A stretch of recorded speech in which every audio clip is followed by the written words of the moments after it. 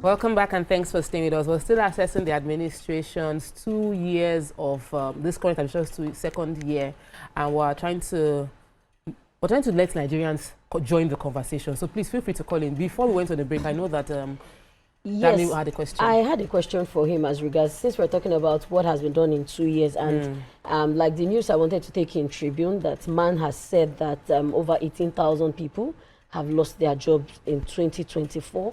And some other manufacturers have to rely on alternative energy. We are still battling with our discos doing skipping rope. You understand? If National Grid is not collapsing like this, it's dancing as auto like this, you know. I saw that cartoon somewhere. Did you see it ever? Where the National Grid carries skipping rope and is skipping and is always wobbling. And a major driver of economic is, the economy is light. Constant power supply. Do you think we're doing enough? Even hearing that the Minister for Power is saying that we will be needing about 10 billion annually to resuscitate or get our that has to be dollars together. Yeah, $10 billion to get ourselves together. Are we doing? Is this administration doing enough in terms of energy production? First of all, the fundamentals is that we've restructured the reality of power, generation, distribution, transmission. We've now devolved to states, which means that in the very near future, I expect that conversations on power become things that you direct to your states more than you direct to the government. And I think to fix Nigeria, we need to devolve more things to the states. We need to remove the pressure on the center and devolve more things to the state. So in terms of that fundamental, in terms of getting back to the first principles, that thing is good for the future. But the reality of that law is not beginning to take effect yet. And with respect to power, I'd say we are not where we're supposed to be, even under this administration. But I think that if the states, now that they're even more financially empowered, if the states take it personal with respect to power, and I don't think states should do this thing by themselves. I think they should just open to bidding and let private organizations, private businesses take over. I think based on that particular law that was signed in 2023, I think the future for power is good. One thing I do not like with respect to this administration when it comes to power was the ban on the importation of solar panels. Nigeria is desperate for power. You mentioned that already. Nigeria is desperate for power. And one of the opportunities for power generation is alternative power. And one of the opportunities for the biggest, by far the largest, by far the most sustainable form of power is solar power. And we don't have competitive advantage in that space. Well, it's okay to build it. It's okay to build it, but we decided at one time that we wanted to generate our own rice. We don't want to import rice, food security. And then we closed the borders, we banned rice importation. We suffered for it. I think about 20 years ago, we decided the same thing for cars. We need to build our own cars. And blah, blah, blah. We blocked the borders, we increased tariffs. We suffered for it in terms of the cost of accessing that mobility. JJ, you just went you just went into the real inconsistency of policies. 1 minute we have this amazing, for me I feel it's inconsistent policy. So there was a time, and people make money in between this. Those that are able to, those who are positioned. So there was a time it was furniture. I remember when this country banned importation of furniture. And the industry thrived. And then another administration came in and opened it up for importation, and the businesses suffered. The one you mentioned of cars, we felt like we would have this major change, like what happened with India, where everybody was now buying Tata. But what we have now is we opened it again, and we seem to have lost the advantage we're supposed to suffer for. So we are suffering. Some of those, we suffer, suffering, and it does not. Short, and then we go back to the same problem. Decisions are not strategic. I'll tell you, full subsidy, the one by President Tinubu, is strategic. The foreign exchange convergence is strategic because you can clearly see these are first principles things. Banning importation of solar panel, in my opinion, is not strategic. When you look at the reality of Nigeria in terms of the need for alternative power generation, in terms of where we are with respect to capacity for that product, we just do not have the capacity to do it at the moment. So you have to find a way to balance it. So I don't like that. I think that's a bad idea, and I think that needs to be reversed. Maybe sometimes strategy is not what is needed. For me, just like when the president came on and said subsidy ends today, it wasn't strategic, that was was needed. Whether I said it or not. No, but I'm just saying it was needed. So sometimes it's not strategy. And even the policies just changing consistently. Yeah. Sometimes it's also the people. The reason why policies keep changing. It's many of us, we don't trust the government, we don't trust the policy. Before the policy even starts to make enough impact on our daily lives, we're looking for how to change it. We're dragging them for it, you know. We only see the tough decisions we have to make. We never really pay attention or wait until we are able to benefit from the sacrifices that we've made. But you see, all these ones, many people are watching us and they think these people are speaking English. Food is still expensive in the market. Yeah. That's one. Secondly, there's this big man that was one time CBN governor who built duplexes everywhere. Now they have found the duplexes everywhere. Who are they going to give? Nigerians are wondering. I would like, you know, you're not a government person, you're here to share your opinion. I would like your opinion on this sort of things that Nigerians are talking about every day. The populist answer will be give the houses to poor children or give it to each. But again, one of the reasons why you're supposed to be a thinker is to offer perspectives that have people rethinking their position. What I would say should happen to those houses is there should be an open bidding process. And the reason why I would like for an open bidding process is that you're going to get the highest amount for each possible house. If you don't do an open bidding, then you're going to sell it to people based on access. But if you do an open bidding process, people are going to be bidding for it. So it means you're going to get the highest value for each house. And then put the money in the federation account. I think it's just a very simple thing. Just the federation account, would you like you don't need a committee for that. I'm sorry. Exactly. You just need common sense for that. Because now we have a committee that is going to be meeting. No, you just need common sense for that. You don't need a committee for that. I hate committees. Now, I think there are certain things that need committees, but anytime I hear committee, I just assume that, something is not being, something about not to be done. Because for this thing, do an open bidding process, however you do, just make sure it is transparent. The reason for the open bidding, I say again, is to get the highest amount of value possible for those houses, for those properties. And then you move the money to the federation account. So no, I was going to say that just moving to the federation account, I would like for there to be a specific thing on that money that will be generated. I mean, now you can now decide what you want to do with the money. What I'm saying is my answer basically is this situation where and this is for my own position, do I buy you a gift on your birthday or do I give you money? I prefer money. And I know gift is you are my friend. Gift goes with thinking. I prefer money, and the reason is because money gives you power to decide what you want. So I'm not going to tell the government do this with the money, but I can help the government generate the highest value for that thing, and then they can now decide based on their priorities. That's a whole different thing entirely. Want to know their but first of all, let us get the most value from the situation, and that's the idea I can give. For the rest, is debatable. There are many things you could talk about, but in terms of the value of this thing itself, for me, it's just one way. Let me take get the highest money out, and then do what's the right thing. Lanre has called into the show. Good morning, Lanre. How are you doing? Good morning. Good morning. Good morning. Good morning. It's good to be on the show. It's been a long time I called, but for the fact that JJ Omojuwa forgot, that's why I have to call. First of all, I would like to appreciate Omojuwa for what he's doing with his foundation. In fact, I was one of the beneficiaries of his foundation with the Leadership Training Center with the one they did with Pastor, what is his name? This pastor in Okwebi. That's by the way. Actually, I really want to appreciate President Tinubu for what he's doing in Nigeria, because our past leaders have been bringing policies that are inconsistent with what is happening in Nigeria. But we have a president that is actually building systems, because what he's trying to do is just like a replica of what he did when he was governor of Lagos State. If you are concerned with what happened in Lagos when he was governor, the first 2 years people were shouting and complaining. There were heaps of refugees everywhere. But though his fourth year in office, everything changes, because he was trying to learn the system and he was trying to build system for Lagos. But today we have systems. In fact, what they are doing in Lagos today is what is being copied by other states, like is it the LASMA, is it the KAI, is it the a lot of the agencies he built, just like he did in what he's doing in federal government today. So I think we just have to give the president some time to do what he's doing, and I must commend his vision. Because just like what Akpabio said before yesterday at the commission of the Lagos Calabar highway, he said somebody that has sight without vision is even worse than somebody that somebody that has no sight but that has vision is worse off than somebody. Is better off than somebody that has full sight. So I really want to commend Mr. President for his vision for the country.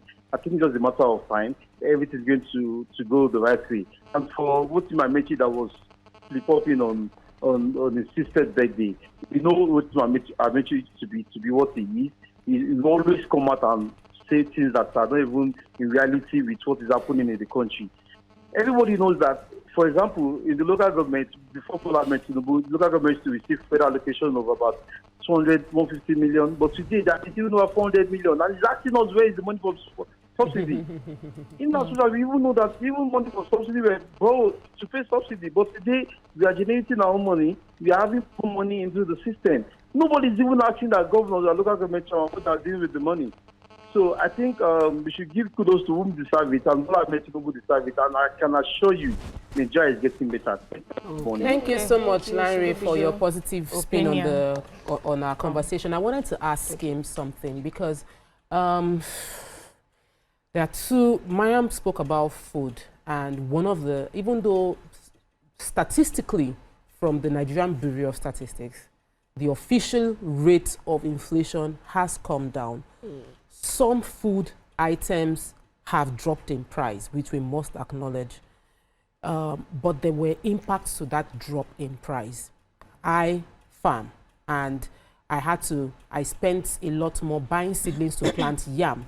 And then when I want to sell, it was cheaper. I have friends who farm, who had poultry and had to shut down their poultry farm because when they bought seedlings and the cost of the corn, by the time they were going to sell their broilers, it was a huge loss. They couldn't sustain it. Even the ones for eggs. So because prices are dropped. Because prices are dropped, and we don't have a way to protect farmers when prices drop. There's also, they've suggested having an agricultural food board to buy up food, and we are sure that, okay, if I borrowed money to farm and my projected expected income is that if I farm cassava, I'll sell cassava at this per ton. At the end of that year, at the end of the season, I shouldn't have to say, oh, the economy they opened borders. So now we have imported cassava. Your cassava that you borrowed money to plant, you cannot sell it at the price you felt you would sell. So that's sort of seemingly inconsistent policy move, especially within the agri-sector. And it seems like we don't even have this holistic agricultural roadmap. We've heard of the banning of grazing in some areas, opening up, taking headers off the farms, grazing routes and putting them into what's the word they use for ranches. And they were not seeing that policy being implemented, and we're dealing with the insecurity that comes from those that are lying that that's what they do. And you know, there's still a lot of gray area within our Greek sector that I don't know what your overview and opinion would be concerning what you've read, what you've seen, and what I'm saying. I think one of the biggest challenges with this situation is security. A lot of our food comes from the north and the middle belt, and I think that the faster we're able to solve the problem of security, and security is one of those things that has multiplier effects again, the better. I don't agree with boards, food boards and things like that, and the reason is because I don't trust humans to make decisions. I trust the market more. And that example you gave, for instance, about your inputs costing so much and eventually you have to sell lower. I'm sorry about that, and that happens to businesses. But you see, the economy is such that it tries to ensure that the most get the best out of it. It doesn't mean that there won't be people that lose. It's unfortunate. The best case scenario is that everybody wins. But the beauty of it is in the long run, everybody actually wins, because eventually you're going to find a way to get that margin off something else. When the economy balances and demand goes down and up, the buyer wins sometimes, the seller wins sometimes, but eventually the market finds an equilibrium position that works for the buyer and works for the seller, especially when it's consistent. The situation with your situation is that it's not being consistent, so you don't even know when to make a commitment to inputs. And many people in my space, they just backed out. Yeah. Exactly. They just felt like, oh, I don't even just keep losing money. So one of the best things that can happen to an economy is predictability. Yes. And one of the worst things that has happened to Nigeria is unpredictability. Yeah. And that's why these fundamentals that this administration is dealing with, they are essential because they give you more room for predictability. And the beauty of predictability is that it affects your expectations in terms of what's coming. It affects your ability to plan. And that's actually why we're having more foreign direct investment, because people can primarily based on the effects of food subsidy and the foreign exchange convergence, they can now expect that this is what's going to happen with respect to Nigeria, versus where somebody sees that and say, okay, today dollar is 400 and next week they say 350. So the less we depend on people's whims, the better. The more we depend on the system based on the needs of our people, based on the power of the market, based on availability, and we should just always avoid, our first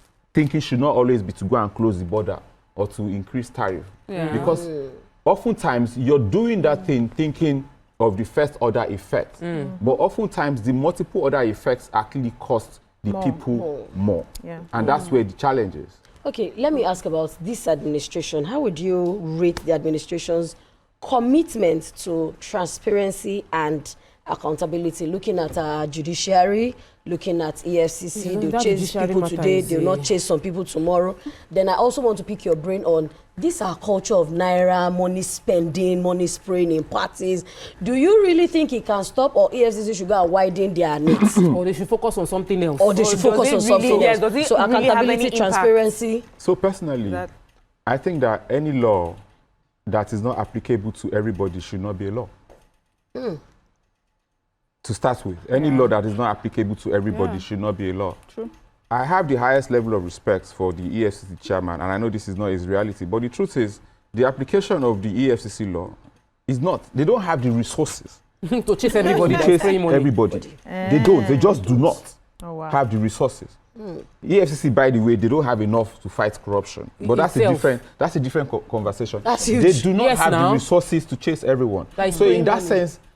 And what they've now, from outside looking in, it's as though they are picking on people that have a level of popularity, I guess, to make them as a form of deterrence. But that just means that your law is not blind, and your law is supposed to be blind.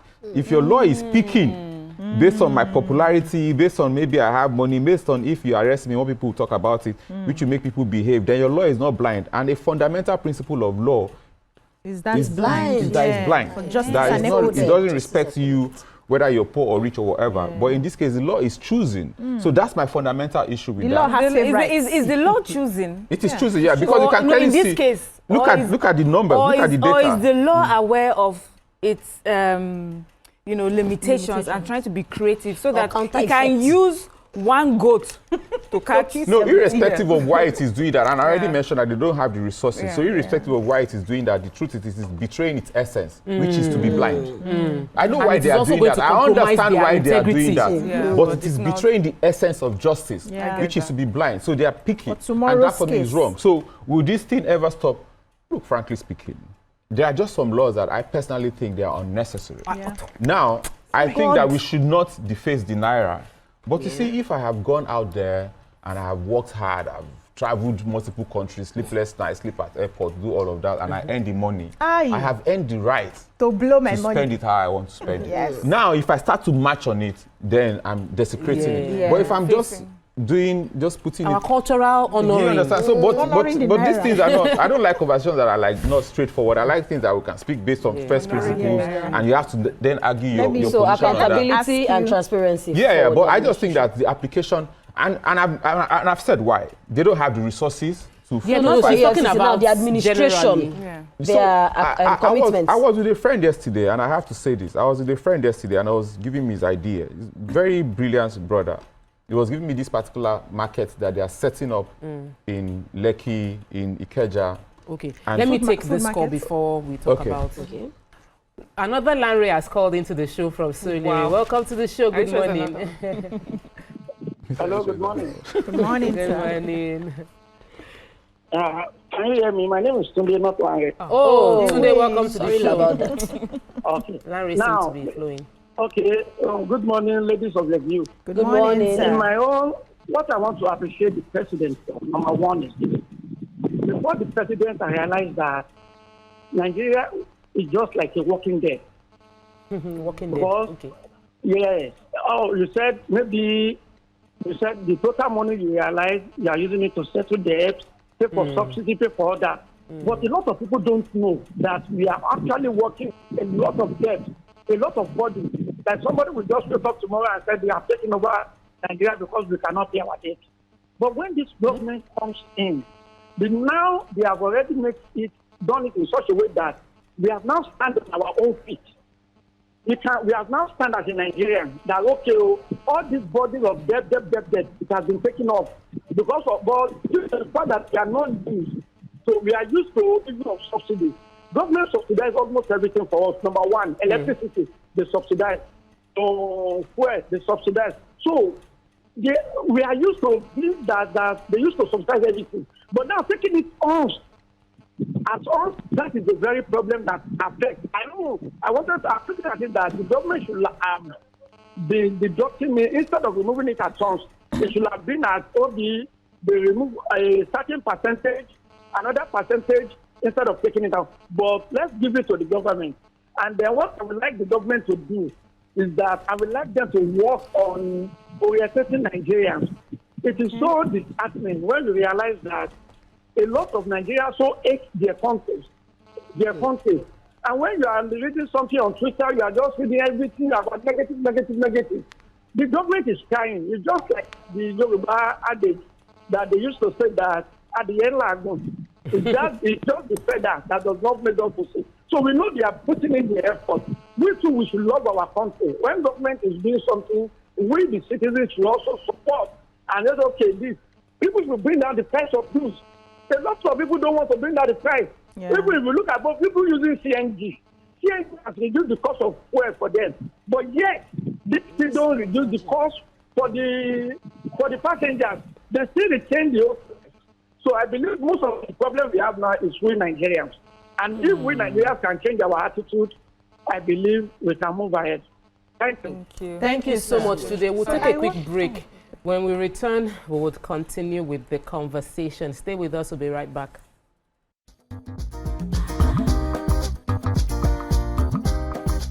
Stay tuned. Your View will be right back.